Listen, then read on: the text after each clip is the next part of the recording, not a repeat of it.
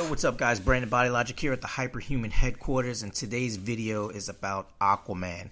We've got a lot of information to cover in the next couple of days. I'm going to be posting videos all week because we just got back from SDCC, San Diego Comic-Con, and they released a lot of trailers, and there's a lot of stuff going on right now. So I'm excited, I'm pumped, and we're going to start off with Aquaman because this is a movie that I'm going to go ahead and say DC is going to try and position as an anchor film.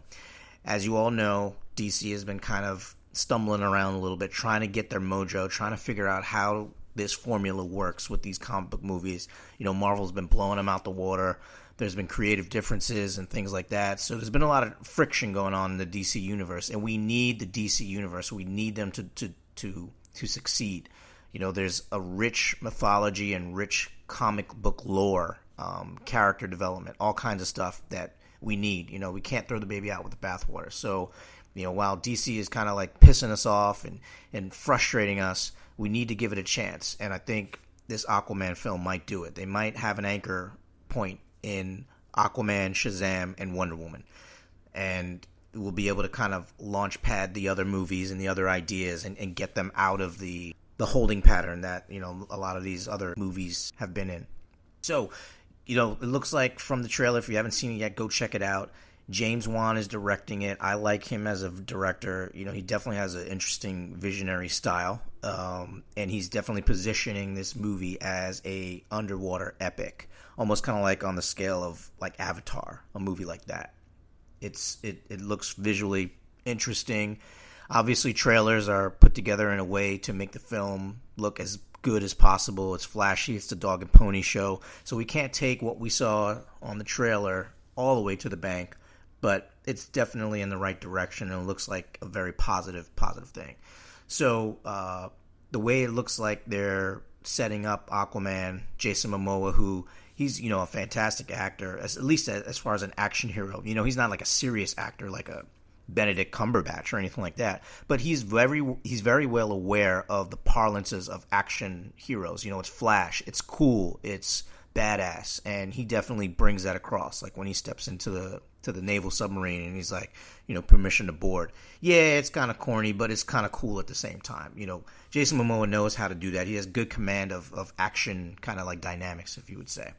Now, it looks like the storyline that they'll position him in is, you know, sticking in line with the comic books, and that's the reluctant hero. You know, obviously he's a man of two different worlds. He's not exactly human. He's not exactly Atlantean. You know, he's kind of an outcast in both worlds. So he has a real problem with that. And we saw a lot of those difficulties and conflicts in prior movies, like Justice League, when they introduced his character.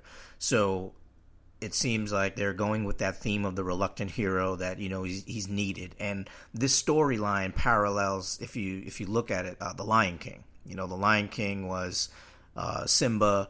You know, he kind of ran away from home, and, you know, he was mourning the death of his father. He felt responsible for it, and he didn't want to assume any responsibility. He didn't want any, meaning in his life. He just wanted a Hakuna Matata, you know, just like the movie.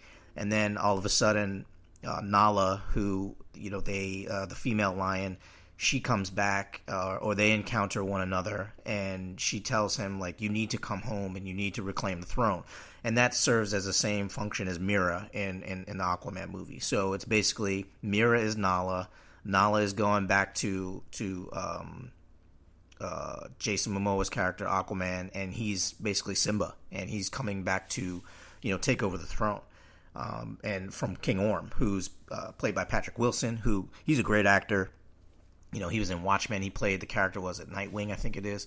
You know, he was awesome. I like him a lot. I would like to see him more in some lead roles, actually. But this is like a great positioning of characters and the dynamic of the reluctant hero coming back to, you know, take on responsibility and pursue and fight for a higher cause. You know, Black Manta looks awesome. You know, they definitely decided to stick to the script in terms of the character authenticity, the look and the feel and the style. And it's a really good thing to not to do that at this point with the DC films, because they don't want to get too creative. I think one of the problems with DC that caused them to stumble is their creative approach. You know, they didn't want to copy Marvel. They didn't want to do this. They wanted to have their own unique spin.